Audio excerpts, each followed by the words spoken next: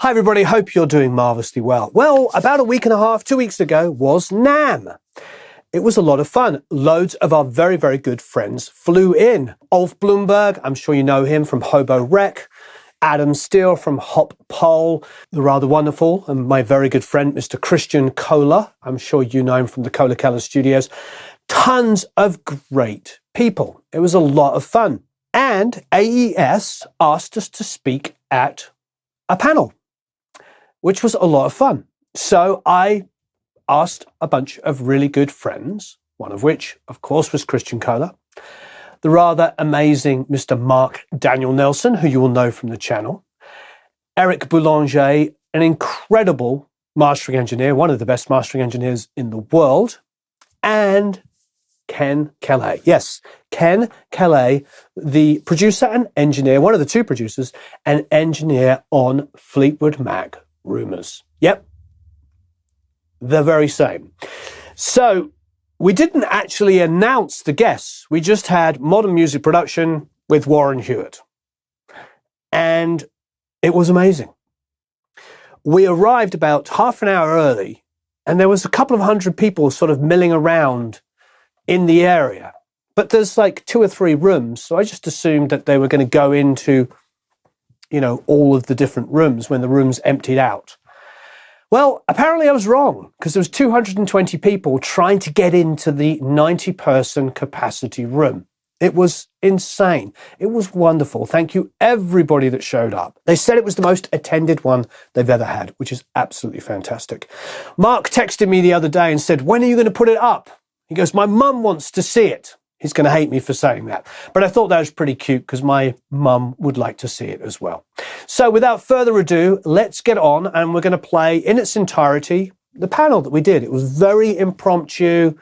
It was very fun. And you're going to get to hear Christian, Ken Calais, Mark Daniel Nelson, and the wonderful Mr. Eric Belanger talk about, well, about music, about recording. Let's get stuck in.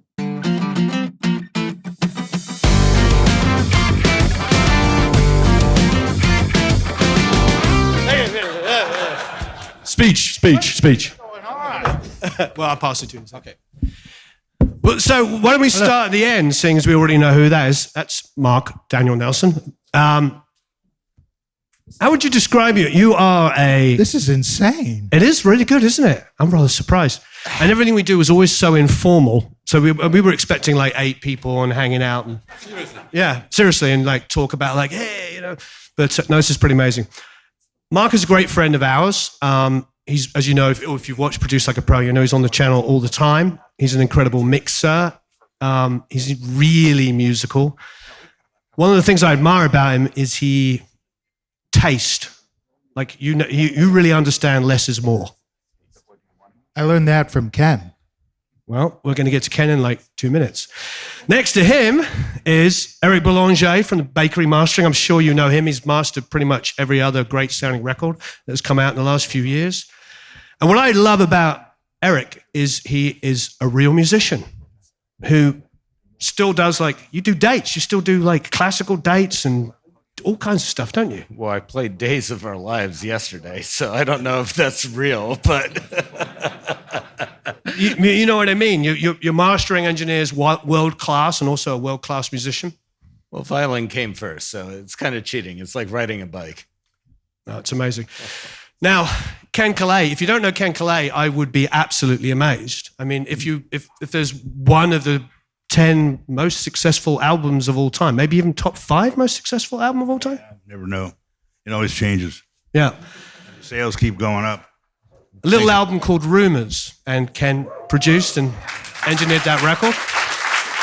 So I think we all feel rather special even to be here, and probably all of us just think, why don't we just give our mics to him and we'll sit back there and listen to him. It's been good. And not any excuse. And then another very good friend of mine, Mr. Christian Kohler, who you may have also seen on the channel. Christian flew in from Germany to join us. And what we wanted to do, and the reason why I want to start with Christian here, is because we record modern music like Christian does modern metal. And the modern metal is always considered to be like programmed drums these days and amp sims. And Christian makes records that sell just as well as all those records, but they don't. Christian still puts mics on drums, mics on guitars. He's got a whole video series on the differences in speakers. And it's interesting because all of these guys are of that like mind. You know, when you see Mark testing gear and talking about plugins, it's all like, it's not like, I'm going to throw in this sample and distort.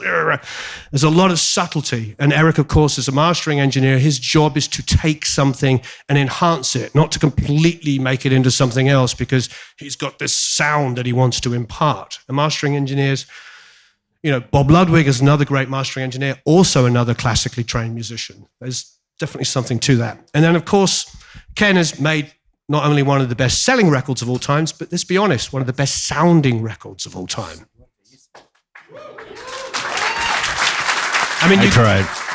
You turn on 93.1 or 95.5 and, 5 of those songs come on a day, and doesn't matter if the song you heard was produced 2 years ago or it just competes. It still sounds absolutely beautiful. So when we talked about like doing modern music production, it was a way to make sure everybody would come. That was, You achieved that, Warren. Yep, it worked. But also to just be like, you can still enjoy this process. You can still put a mic on something and mess around and try some ideas and put some pedals on, do all the stuff that we love to do. It's not all about getting the latest tech and opening it up. So I'll stop waffling, which is probably a good thing because I could do this for the full hour, as you all know. So, Christian, I'm going to start with you. Yeah. Do you record the way we've just been describing out of a sense of romance, or do you record of it because you still think it's the best way of going? Where do I start? Thanks for having me, first of all. I'm really honored. First of all, I learned it like the old school way. I learned miking, guitar cabs, and drums, and just like you guys. But I'm also using digital gear. I'm using the Kemper for my guitar tones. I'm using plugins and stuff. But I found out that I get more inspired if I really set up some mics, a cab, speakers, try some stuff, because the digital stuff makes me, just choose presets. It's just too easy. So I go for my own Christian Kohler, whatever, Dietzel 3 preset guitar tone, which is gonna sound great, but it's just gonna sound like, a lot of other productions I've done before. So whenever I set up the real thing, it might take a little longer, but I always end up with something more unique. Mm-hmm. And these days, it's more about sounding unique, at least in metal, than about sounding good, because it has become so easy to program drums with whatever, great sounding tune track samples, and to buy a Kemper pack or some IRs that you or me might be selling,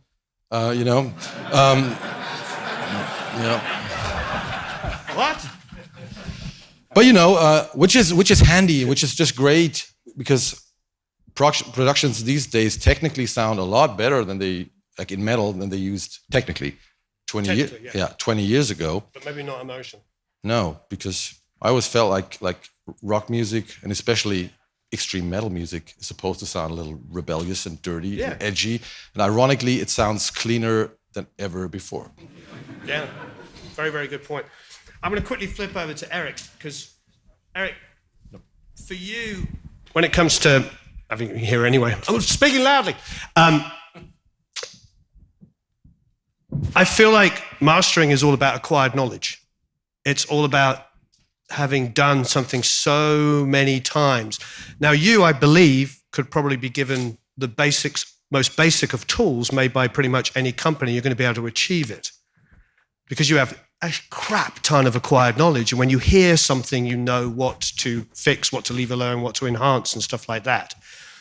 So I don't know. I'm going to open the door on that one. Well, you were bragging about my classical upbringings and also Bob's, but that had everything to do with kind of the mindset and I'll share a secret.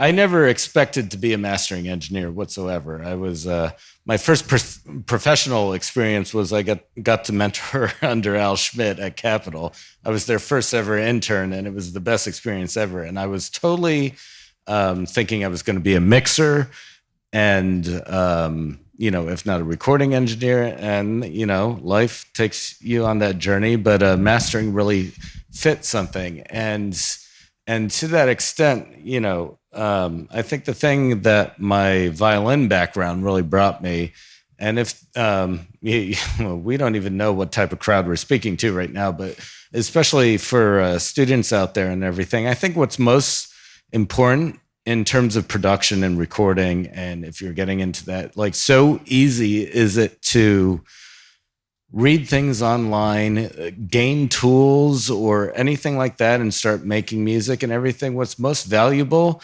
is, first of all, use the word student in your vocabulary, because, and I'll explain it, but the most important thing to do is, I don't care if it's an orchestra, rock band, a metal band, name it.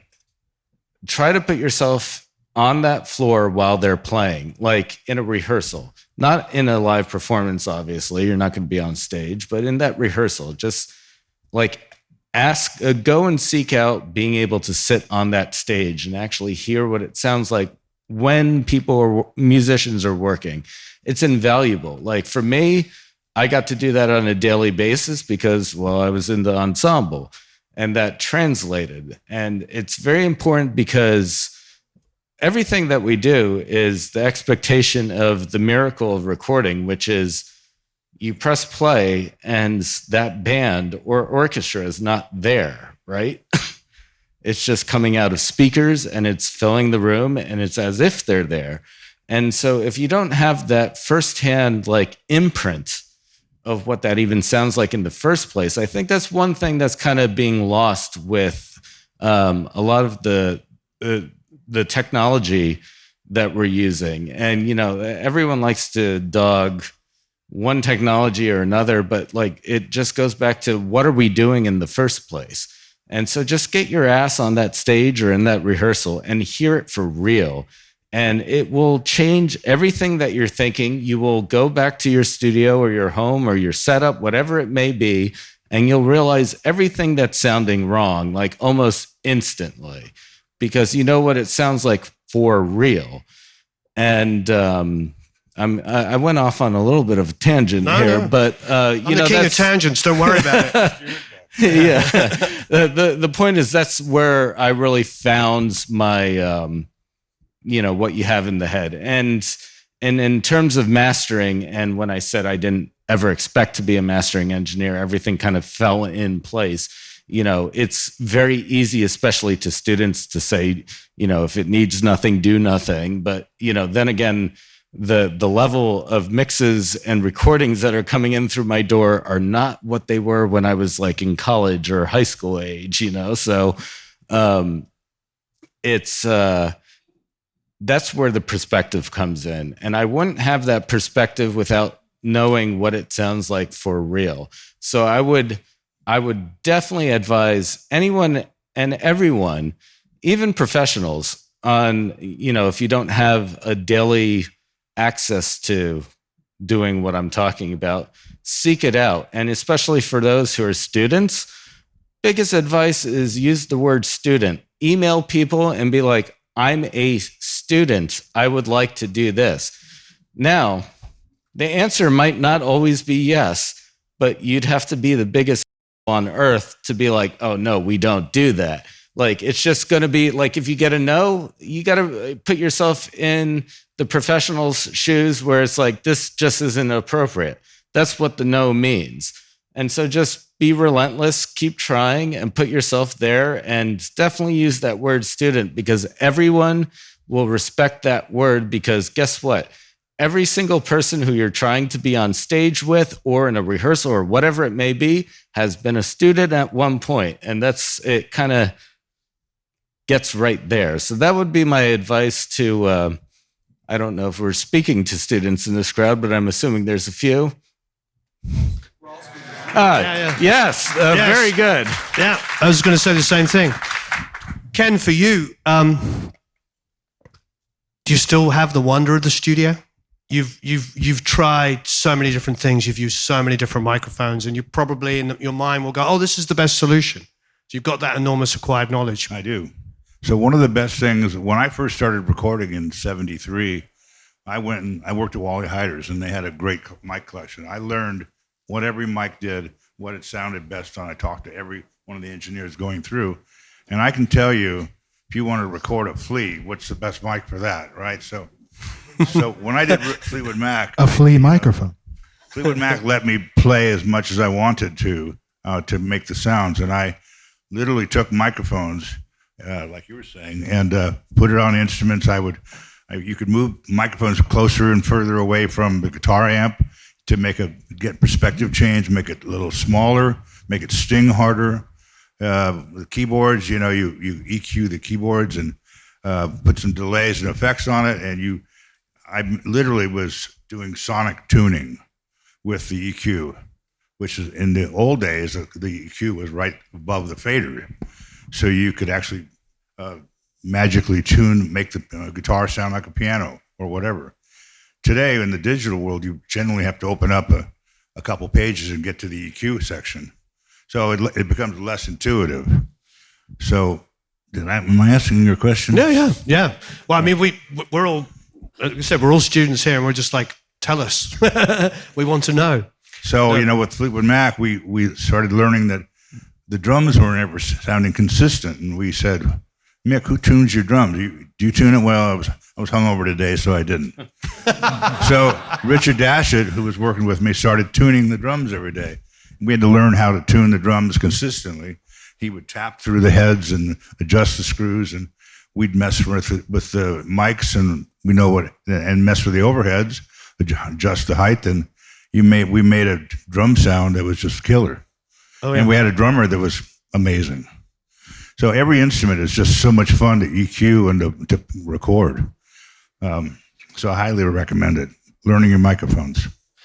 Mark and I'm going to throw it over to Mark. Mark and I talk about this all the time, where I'll do a video on an album or a song or something like that, and then somebody will debate me as though everybody was magic in the 70s and they just walked into a room and threw up some mics and the records were amazing. And yet when I hear you speak, and I talk to Jack Douglas and Shelly Yakus and Jay Messina, all great friends of mine, they just tell me it was a lot of work. It was a lot of work, and we cut tape and we did whatever we had to do to make the music amazing. But there's a sort of prevailing attitude that nobody anymore can play music, and everybody was a genius back then. I mean, Mark, you're a huge fan of the 60s and 70s music. And what I love about your records and how you mix is that you have that feeling without it actually, it sounds like a modern version of that. Is that intuitive or is that deliberate? Well, I think it has to do with the mentors that I grew up with. I mean, Ken was massive influence in my life. So whatever he was doing fell on me. But at the same time, Bill Schnee was the same. And these are two different types of guys that are very different engineers. Bill is very clean and focuses on that. And Ken is just like, okay, let's do it. And literally. And when I started working for Ken as his engineer, he would constantly call me a snob. Almost daily. Because I would be like, that's not right. But then one time we were doing piano in Studio A at the Village. I don't know if you remember this. You were like, stop being a wimp. And he cranked the 1073s and he pegged them. And I'm just like, we didn't even listen to it yet. And it sounded amazing. So my point was, what happens is you start learning from the mistakes you think you've read about or heard about, thinking that it's going to be a fixer. Another Ken story is, instinctively, I would always put a U47 up, and he's like, put an RE20 up. And I'm like, this is good. Like, I'm the engineer. Let me choose the microphone. And he was right again, because he was always trying to do things that weren't literally following correct path or rule or whatever. So I think the point we're going after is, for me, 60s, 70s, 80s, 90s, 2000s, 2010s, 2020s, all has its own sound. All of them. Very, almost like fashion, like clothes. So, but I think you need to learn how to be able to do it while retaining vibe and modernism, or it just sounds phony. So I think a lot of it was being part of well, first off, being an assistant engineer during a time that was on tape machines, being one of the first engineer assistants that knew how to run Pro Tools in 2000, stuff like that. But really was kind of crossing over when Ken's like, do you want to mix Fleetwood Mac with me? It's like, I just remember I get that phone call. Do you remember that? And it's just like, I didn't believe him, but it was the Mirage album, which was my favorite album of theirs. And so we had to go and listen to these multi-tracks before we did the reissues. And remember, it was just like the stuff, they had a lot of tape speed on the masters. So some of the master audio didn't have the same sound as the originals. Remember you guys sped it up in mastering and stuff? VSOing. Yeah. So like just getting your hands dirty with all the old stuff, you get to hear what it is doing. But knowing that because it was so well put together that you just got the 24 tracks in a digital format and it's just perfect. You knew that it took a ton of time. They almost mix themselves. That's what I mean. Throw them up and it just sounds amazing. So it was all about time. I mean, how long did it take to do Rumors? Year and a half? Year. Yeah. And a lot of that was, taking your time, but a lot of it was letting, what is the cliche term, letting talent walk through the door or whatever, letting it resolve itself. So I do think, and I'm talking too long here too, but I do think that a lot of that learning sonically about the old versus new and stuff has to do with just studying and observing what you're hearing and finding ways to be creative, modern. So like I say, if I use a tape machine, it's going to be a tape machine that's kind of crappy, not necessarily a super nice Studer. I would love a Studer tape machine, but I think you're get more out of a Tascam 388 or a 4-track because it's going to do something that's super character. Kind of what Christian was saying. It's all about creating your sound and being independent from other people's sound because everyone has every plugin you have. So really, one last thing, buy stuff that no one has. And it doesn't have to be super expensive. I have some boxes that no one knows about, reverbs and such. I'll give you one thing. Watch the reverb price go up now. There is an art reverb from the 90s that has one of the best plate reverbs in history, and they're like $59 on Reverb.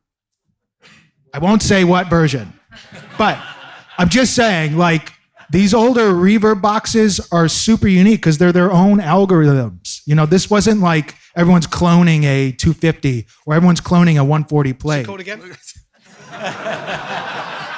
ART. It's the one with the slider. It's black and pink and with the slider.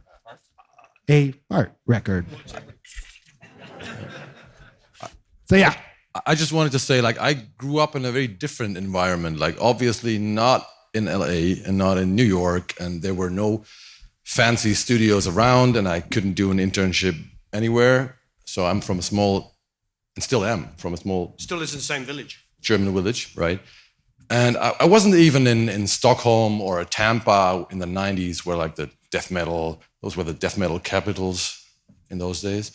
So I was in the middle of nowhere. And I remember the only information, and there was no internet. So the only information I could get about recording, especially guitars, was a magazine called Keyboards in Germany. Because they had, somebody remember? You remember? Right. Well, there was keys and keyboards, and they had a few pages about recording. So I was sucking that up all the time, and they were always speaking about room mics on guitars. So I was trying that, obviously, have my 57 and then room mics, and it always sounded so bad, for metal chuga rhythm guitars. And then I kept on trying, but I kept on blaming me, mic positioning, my room, whatever. It took me half a year, a waste of time, maybe. Then I just decided, screw it, I'm not going to use any room mics. That's not me. 20 years later, you can just Google room mics on metal guitars, and after 2 seconds, you will find out, don't do it, But back then, it took me a while. But what I'm saying is, maybe it was a waste. I don't know if it was a waste of time, but I had to find out everything myself. So I ended up doing a lot of things differently, and I think it took me a lot longer to learn stuff compared to people today who can just Google stuff or do courses, whatever, which is great. But I really like the fact that I was like that I had to find out stuff myself. Yeah, really fast. I believe that is probably the most important thing is we're trying to all give advice about what we've learned over the time and share our wealth of knowledge and stuff, but there is zero rules. I'm tired of people saying, stop doing this and don't do that. You know, I've caught myself saying it, but you got to remember that like making mistakes can absolutely warrant perfection by accident. And pegging EQs and compressors and using microphones you traditionally wouldn't be using is what it's all about. And especially these days, at least where I come from, where everything sounds great technically, but sounds more and more generic, more and more the same, because people are using the same tools, the same Kemper presets, the same drum samples, the same stuff, which sounds great, but it's getting more and more boring. So get that reverb and get, I was going to give the mastering. I'll do the mastering engineer job here of kind of coalescing everything that the three of them have been saying. Most important here is, our only duty in life, whether you be a producer, engineer, heck, A&R or manager, like what are we doing? We're trying to create an environment for that talent to walk through the door and just do their thing. Like we should be out of the way and the sound should be coming out of the speakers. And that's the real sign of everything. And the fact of the matter, to get to that point, is like what Mark was just saying, despite the fart reverb plug. Yeah, look that one up. Yeah. Fart reverb. Fart reverb. Yeah. Don't look that one up. The fact of the matter is the whole purpose of learning the techniques is so that you can break the rules. And the power in that is when you're breaking the rules, you're doing it on purpose. And it goes to even what Ken was saying about like the board. Like nowadays, we're so concerned about that specific plug-in sound that we want on that bus or whatever. Like Ken made these amazing records with whatever was in front of him. And he's like, yeah, cool. And there's really, you have to put your headset into what the end goal is here. If it takes you 20 hours to go cycle through every single plugin known to mankind to get that perfect 100 shelf EQ, then what the hell are you doing? Like you're not in the music. You're in your, well, Al always said get it right the first time, but you don't sell records because of the snare sound. You don't sell records because of the snare sound, but I disagree. Oh. I was going to say the snare on Rumors is unfreaking believable. It's like you could pick it up. So I have a story too. Please. I was recording The Chain. The Chain was the first song we recorded, and we decided to re-record it and add the kick drum and the dobro into the main verses. So we were at Producer's Workshop, which is a really esoteric studio. And I was recording the mixed kick drum. I think it was a 28-inch kick. And the studio chief engineer, Dave LeBar, came over to me and whispered in my ear, not to embarrass me. He said, "Excuse me, Ken, but do you realize your kick drum mic a capsule is collapsing?" And I looked around at him. I said, "Sounds fucking great, doesn't it?" So, he was correct, but he wasn't listening to what I was doing. Shelley told me a story about Roy Cicala that Shelley pointed to Roy Cicala and said, "You do realize the meters haven't moved since the first beat of the song?" And he said the same thing. "Yeah, sounds fucking great, doesn't it?" And your point? Yeah, your point is? So making mistakes is good. I mean, you need to learn as much as you can, because then it becomes instinct. I do a lot of stuff I don't even know I'm doing. And it's like what people say, "How'd you do that?" "Well, why did you do that?" "I don't know. I didn't even think about it. It was just something I learned a long time ago." But learn as much as you can from the people that are better than you. What's really important to me is to connect everything. And one of the reasons why I started doing this, because when I first would go online, I would see like these polar opposite ideas of everything. And it's kind of, sort of very superior elitism, which was not actually being propagated by people that made records, but people who were interpreting what they're hearing in places like this. Go, Editors of Keyboard Magazine. What he meant is this, and what he meant, in Keyboard Magazine. And, and so to me, it's sort of really important that if you're out there and you're trying 500 different things, like 6 months on a guitar sound, or distorting, blowing up capsules on kick drums that are on massive sounding, incredible records, whatever it might be, it's normal. It's okay.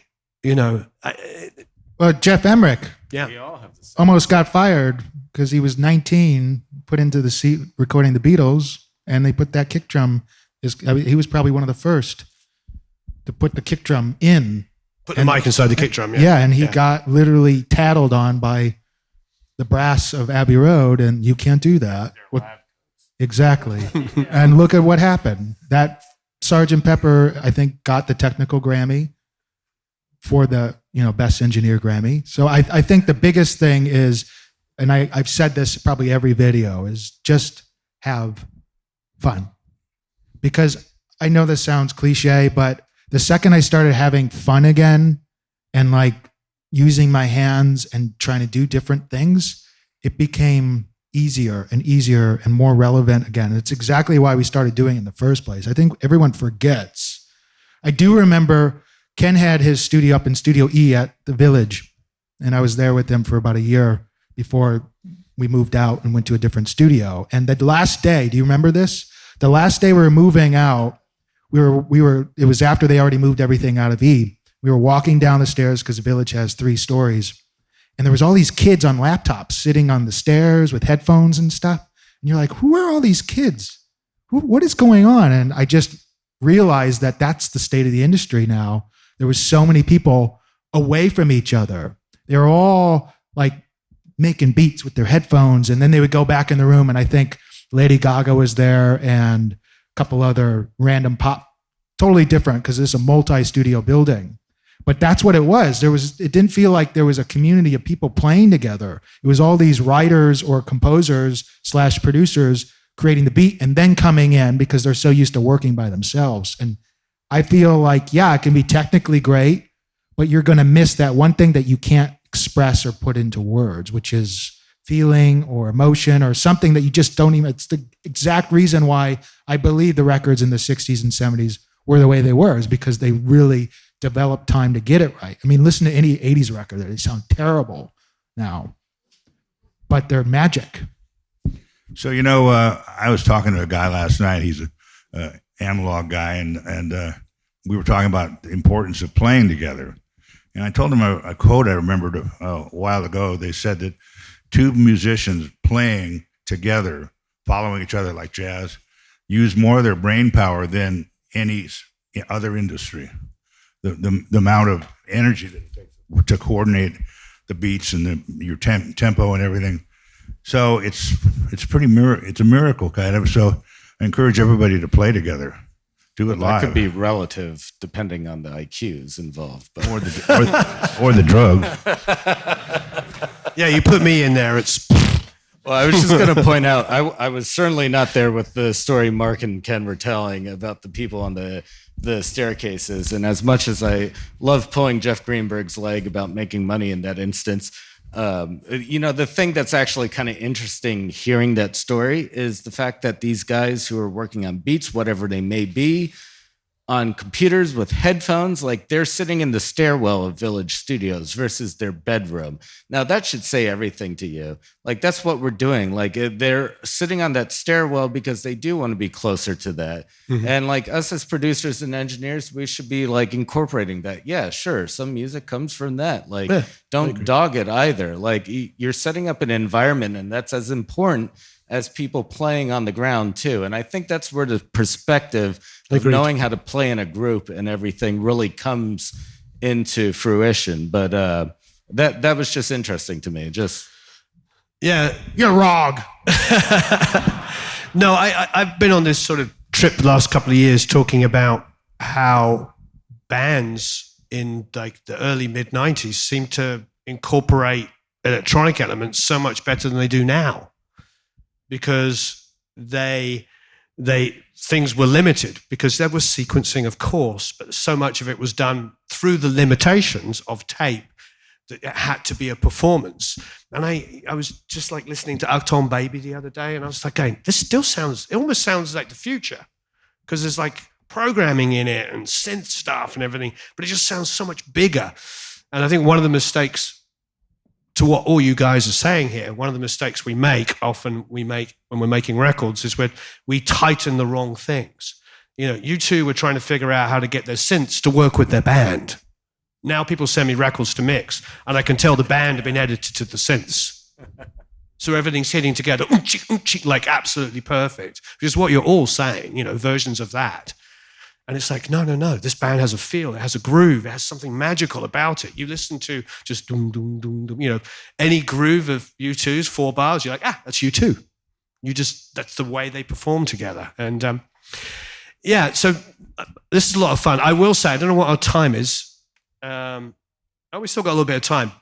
I don't want to be self-indulgent and say, I think I did the very last record at the plant before they closed it down, was The Fray. Sausalito? In Sausalito. And somebody sitting on this stage has bought it, Ken. Yes. Wasn't you? Oh. I did. So the Sausalito record plant was where we were started Rumors. And it's been sitting vacant for a number of years. And I was afraid my phone was going to ring someday, and somebody said, burnt down. So I said, get off your ass and go save that thing. And it took me about 8 years to save it, and we closed escrow on it right before COVID struck, which inhibited our fundraising efforts. But we do own it. So,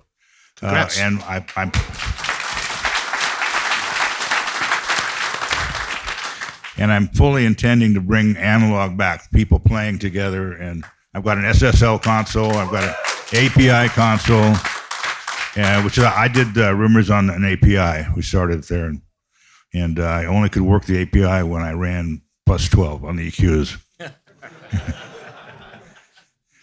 So anyway, and I did my book signing. I wrote a book on making Rumors, and got a lot of tips in there if anybody wants to get something out of it. Link below. Oh. Making Rumors. Yeah. Warren, we'll do 30 minutes. I labored hard on that title. I just wanted to add something. You talked about limitations, and this just got me thinking about when I started. So when I was in my early 20s, and I was already making money, recording bands, making noise. And then I started, I think it was Gear Sluts, went there, and then people started telling me, hey, you need analog summing, and you need this, and you need that. And I wasn't mature enough. So I was like doubting, and I was actually starting to sound worse because I thought like everything I had come up with in my little German village is wrong. And it really took me like 1 or 2 years to find out I don't need that. So sometimes a lack of information is way better. So, just try stuff instead of, Or trying to copy other ideas you find in the forums or yeah. What did you say, Eric? I said, or a lack of gear sluts. No round of applause on that one. The forums are going to light up tomorrow. Did you hear what Eric said? Wouldn't be the first time. Nervous laughs. There's a question. Yeah, we should go to questions. I grew up in the analog days like Ken did, and one of the things that I've noticed when analog. Sorry, I have to start over again. I grew up in the analog days like Ken did, and one of the things I noticed that's missing from the digital sound, which I've yet to find that secret for, is when you were cutting any kind of multi-track record, and this the old guys will nod, you had that ceiling to floor noise track. You always had the top track and bottom track of whatever you were cutting, and you left those guys open, and the sonics wouldn't actually bleed either up or bleed down. And you would have this beautiful analog track. So you had an 8-track, you were really only cutting 6 because 2 were for ceiling and floor noise. And that magic sound that would happen sonically on tape is gone in digital. And I've I do IT for a living, and I've tried everything to recreate that beautiful magic that happens when you actually were leaving that ceiling to floor noise open. And I'm just kind of curious what if there is any kind of crossover that AES has that you guys that you know about, or if it's just the beast of what analog is. I don't think the We always used to do and- hi-hat on track 1 Yeah. and SMPTE on 24. 24 is usually SMPTE SMPTE or and- click track. And hi-hat on track 1. And that just had to do with just like overbleed and stuff. But I don't think it had to do with headroom or anything, right? No. I think what you're probably referring to is obviously any kind of saturation or tape hiss. More the case is you're being forced into a certain type of performance too.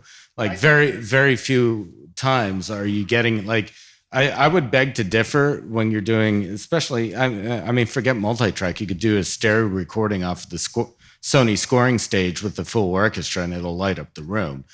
And, you know, it's just, there's fewer and fewer and fewer instances of doing things that way because you have the capability of what digital multi-track can do versus the limitations that forced you into doing what you were doing, even including like the SMPTE track on the 24 track. So So to answer your question, you were recording the room sound too, right? no, he's talking about the artifact as well. Yeah. So there is a plugin. There is a really It's the good Mark Daniel Nelson GQ. No. No, yeah. Where was I? There is a really great vibey tape plugin that's not necessarily just like a model of a Studer or whatever. Those are all cool. They all sound great. There's a plugin called Sketch Cassette. It's cheap. It gives you a ton of options. Probably not. It gives you a ton of options to make things very weird and bad, if that makes sense. See, I don't know. Yeah. Well, I could say that in Rumors, we used 1 and 24. We needed all the real estate we could get. Well, that's an old classical technique too. The reason why you would leave those blanks too is the wow and flutter is higher on the edges of the tape. So you're just sacrificing channels, sure, right, for having more stable tape. That's probably what was going into it, and you were just lucky enough to get great recordings and great performances. That's why we always put hi-hat and SMPTE on those outer edges. Yeah, exactly. Yeah. Sketch Cassette allows you to use warble I just checked it out. It's 30 and bucks. flange. And the art reverb is pretty good. Just use affiliate code Mark Daniel sponsor? Nelson told me to buy it. Yes, please. Hi, I have a question because I'm really interested in the idea of creating that vintage sound, capturing that vintage sounds, particularly 60s and 80s are decades that are really big for me. You said earlier, Mark, that you enjoy capturing those sounds while still adding a little bit of modernity to what's coming out so that, you know, it doesn't sound stale or boring. But I want to know a little bit more about that and what techniques you would like, what specific techniques you recommend for that. Yeah, real quickly, because I don't want to take too much more time, but a lot of that has to do with That ship has sailed. it's more about if I'm doing some kind of sound alike or a movie or something that it needs to be completely authentic, then it's usually you take a lot of the low end out. And the modernizing effect is keeping the low end very clean and big. Can we throw that over to Eric a little bit? Because Absolutely. I do agree. But I was talking to another mastering engineer, so I want to talk about Eric, who told me that they were really terrified about, you know, making the recordings sound too modern. And they'd been given some old catalog to go through. And so they preserved the original sound. But the artist said, it doesn't sound as good as I remember.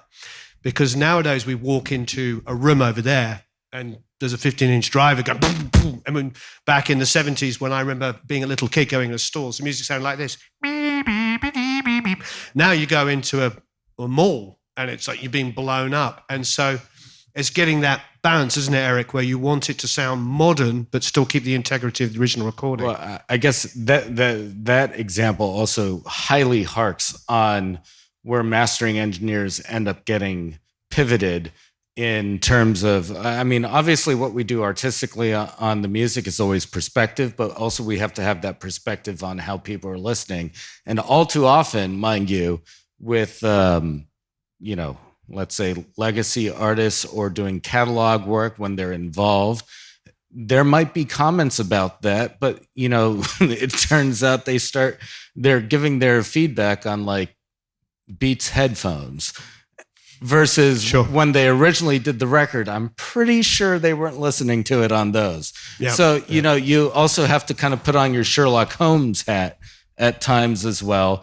That's also, for me personally, a big thing that's a big part of our studio and my personal style is I appreciate and prefer the attended session. I know that's not popular amongst most mastering engineers, but and I'm not talking about just catalog or legacy work. I'm talking about any session, including, you know, brand new work. Like it's, even though I'm doing 100% of the work and whatnot, having the artist there in the room, like, you know, you do one thing, you turn around and you see their face.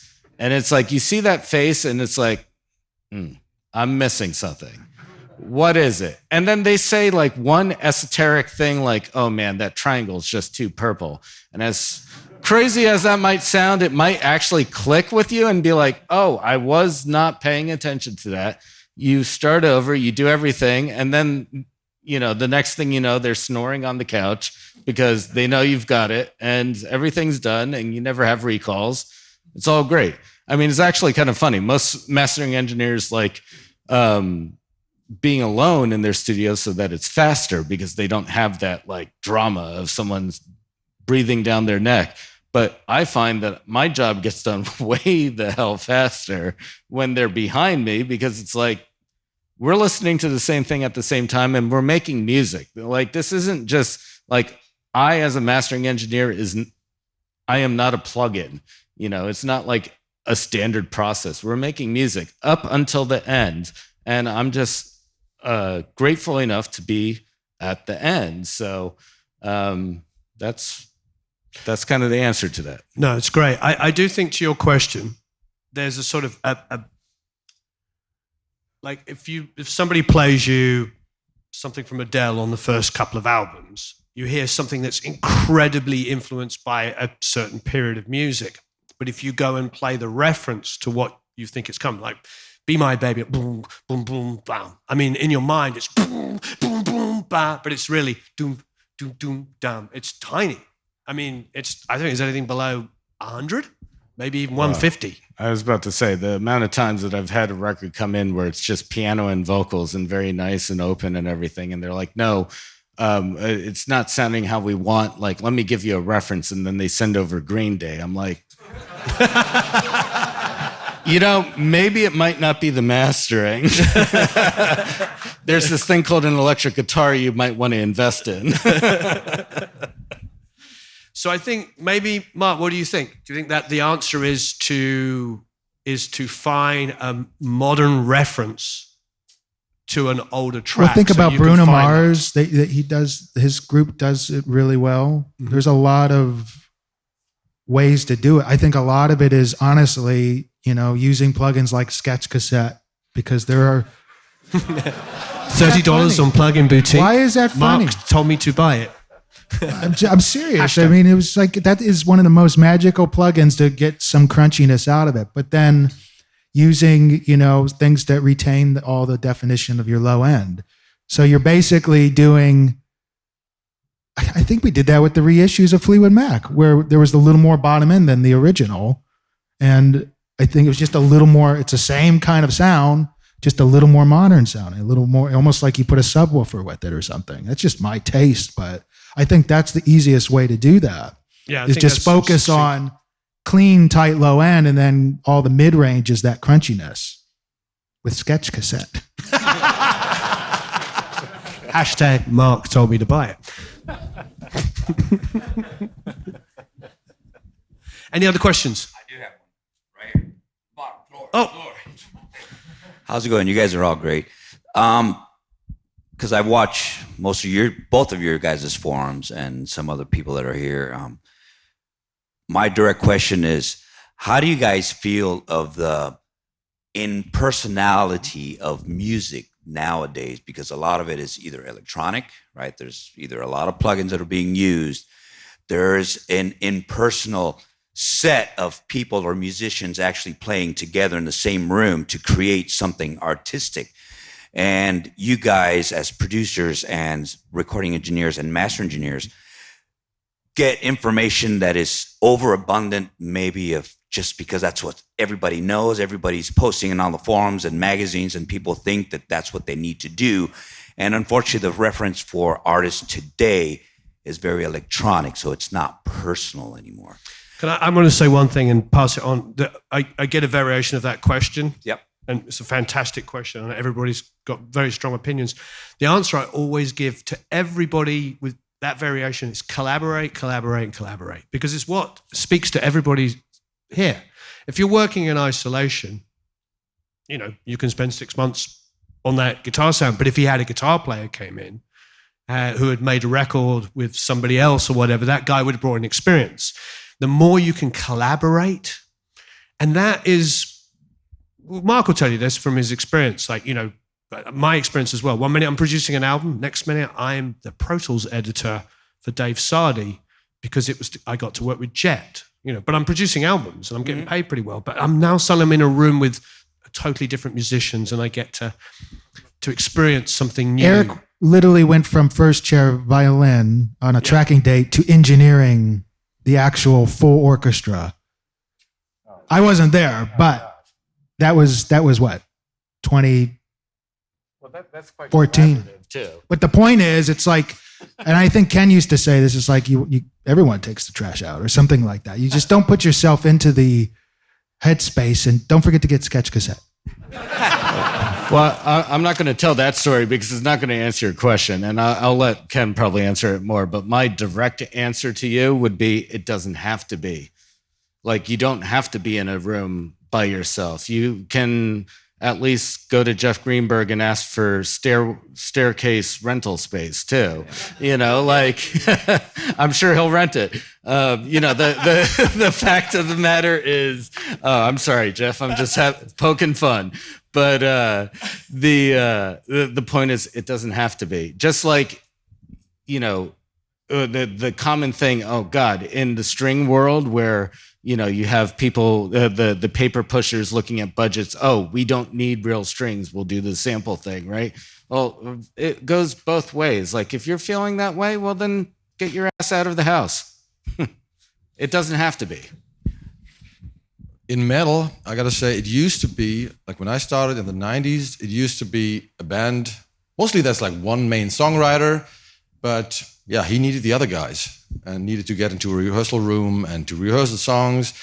Back then, a lot of it was without a click, so it would be like this. And these days, that guy, mostly the guitarist, doesn't need the other guys anymore to do a song. So he would open up Cubase, record his riffs, program drums, maybe send it to the drummer, and the first time they actually play this, they have never played the song when they recorded at my place. And of course, if you write songs in Cubase, it's all gonna be 180 BPM. And my advice is that even if you write a song like that, go back to the rehearsal space, rehearse it, record that, analyze it. There might be you will notice that suddenly the tempo goes up and down, and sometimes it might just be like totally shitty, like, just your drummer. We've all been there, right? But you might realize, like, hey, wow, if the chorus is just like 3 or 4 BPM faster, that's actually helping. So you got to analyze what you are doing, take the good parts, skip the bad ones, and then you can create, if you still want to work in the modern way with a click track, being able to edit, to copy things, and to sync your delay, whatever, create a tempo map based on what you do. That is like best of both worlds, because I don't know if anybody knows that album from a band from New York called Life of Agony. Their debut album, one person knows it. It's like you just don't get records like that anymore in metal, because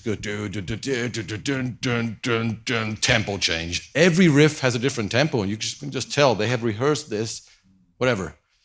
Yeah, every day until they could play it like that. And I mean, I don't want to work without a click anymore, but that's a perfect compromise. But if you just have one guy doing it all in his bedroom, it's going to sound boring most of the time. Other human beings. Yeah. Yeah, collaborate.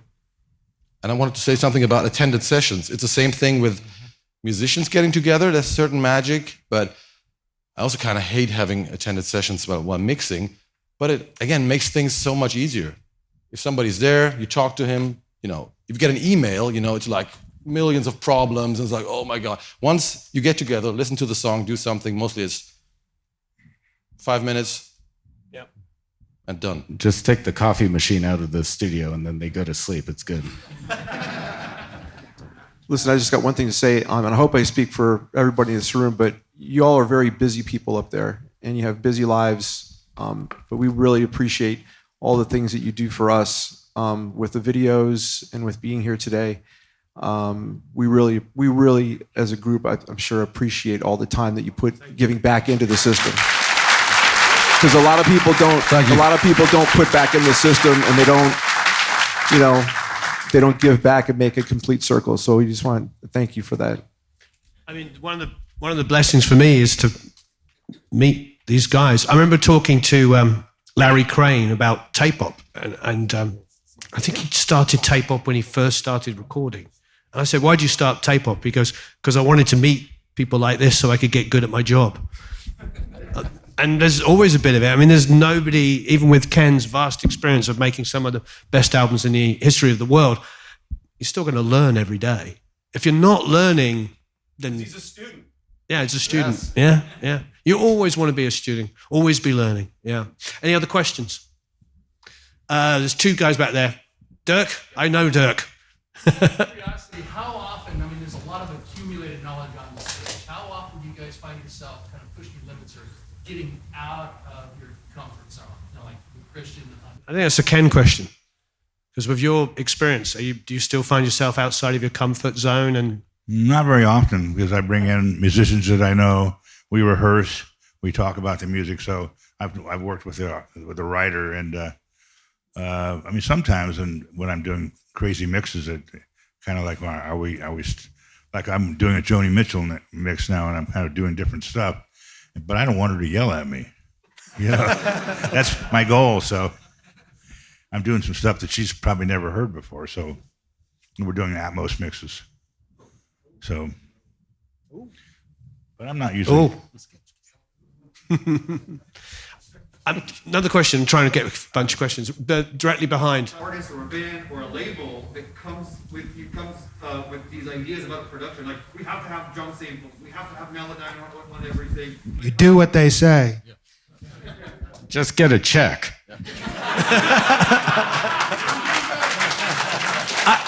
I agree with that, but also if the results are amazing. No, I'll tell a really super quick story. It's a friend of mine, I won't say who it is, and this famous artist he was working with said, "You're not mixing my vocals properly. And by the way, I hate auto-tune. Don't tune my vocals."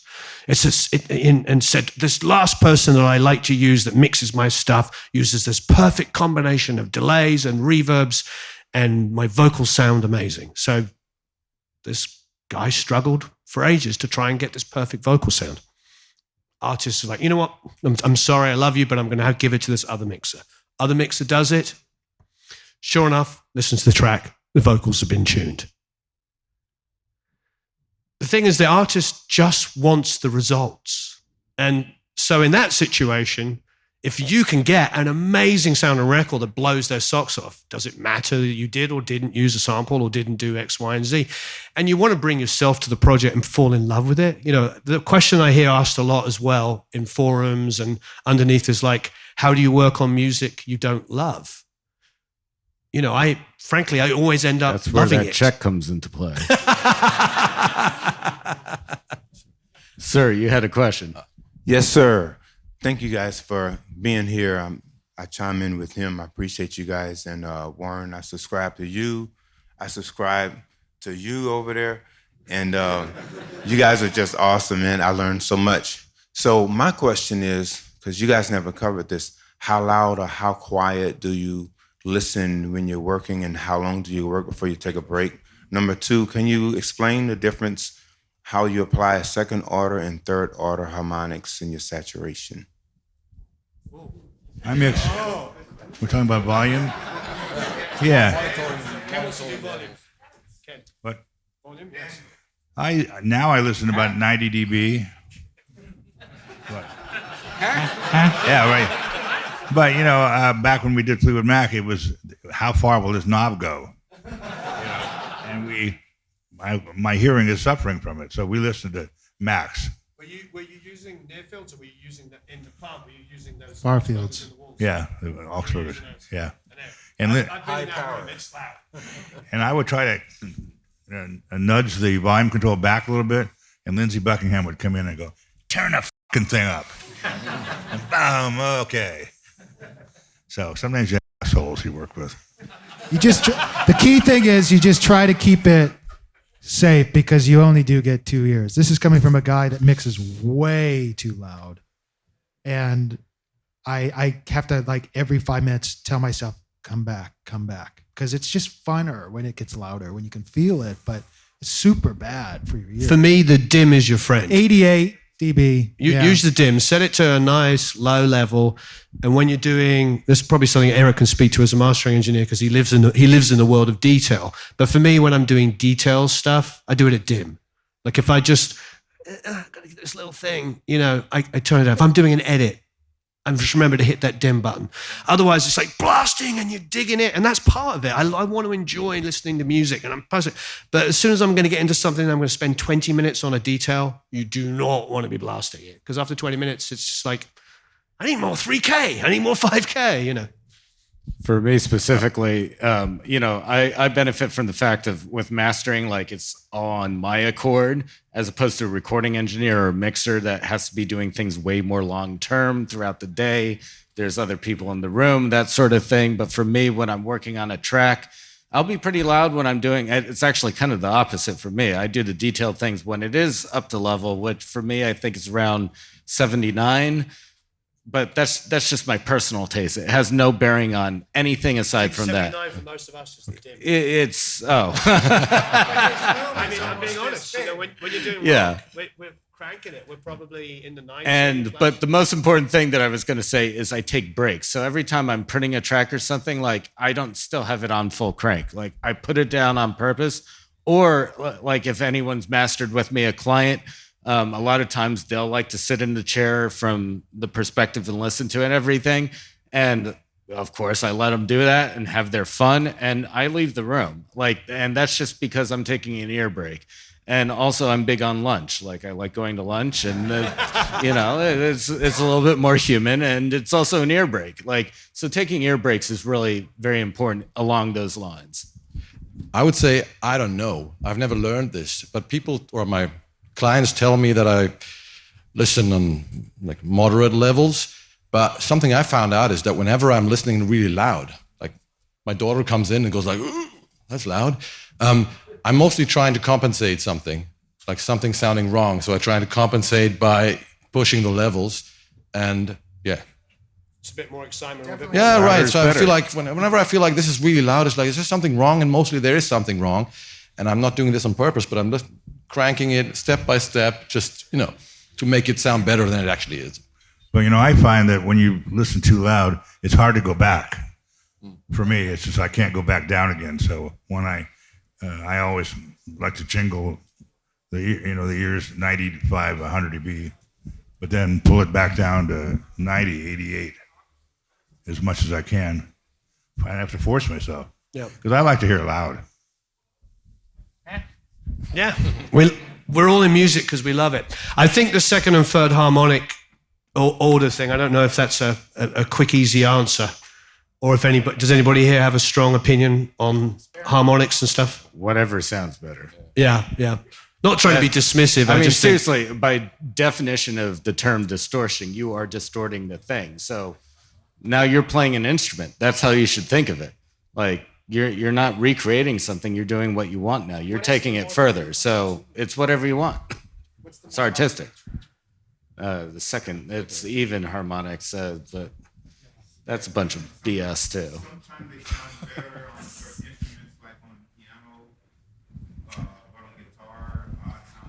I think the answer is, I think your answer. Don't overthink. Just crank stuff and see what happens. And Frank, do we have enough time for one more question? One more question. Burning Desire. Guess unless they play out of tune, don't do second harmonic. If you're going to mix under cans, I've always told to always go with what I call truth tellers, +1, -1 dB. And there's always been an argument on using like Sennheiser HC650s, which are driver-based, or go with a flat ribbon cable style headset. Does the panel have a consensus on driver versus magnetic cans for mixing? I'm using Odyssey headphones, but I never really mix on them. I use them to check the low end, but I just don't like mixing on headphones. It has gotten better now with like those crossfeed things and those plugins, but no. For better or for worse, I mean, to directly answer your technical question, like 99.99999% of everything is a moving coil in a magnetic field. So a ribbon is going to be outside of that purview. And so you just have a different beast with that. I mean, for me personally, I like how you said the 650s, the 600s were always, they're still my tried and true. Like, I have them at home for fun still. Like, I mean, are they like the top thing that you can buy? No, but I mean, they sound great. They're open. I like the open back. They're very natural. It's like literally duct taping speakers on your head. Like, what else do you want? Thanks, everyone. And with that, this has been amazing. Thanks to Mark, to Eric, even though you're holding a microphone like a mastering engineer, Ken, Christian, Warren, and thank you all for coming, participating. Thanks ever so much. I hope you enjoyed that. Please check out the link below to producelikeapro.com. If you haven't signed up for the email list, you can do so, and you can get a whole bunch of free goodies. And of course, you can check out the Academy, which has about 2,500 incredible people in there who love to help each other out. So long, farewell, auf Wiedersehen, au revoir, adios, tschüss, ciao, goodbye.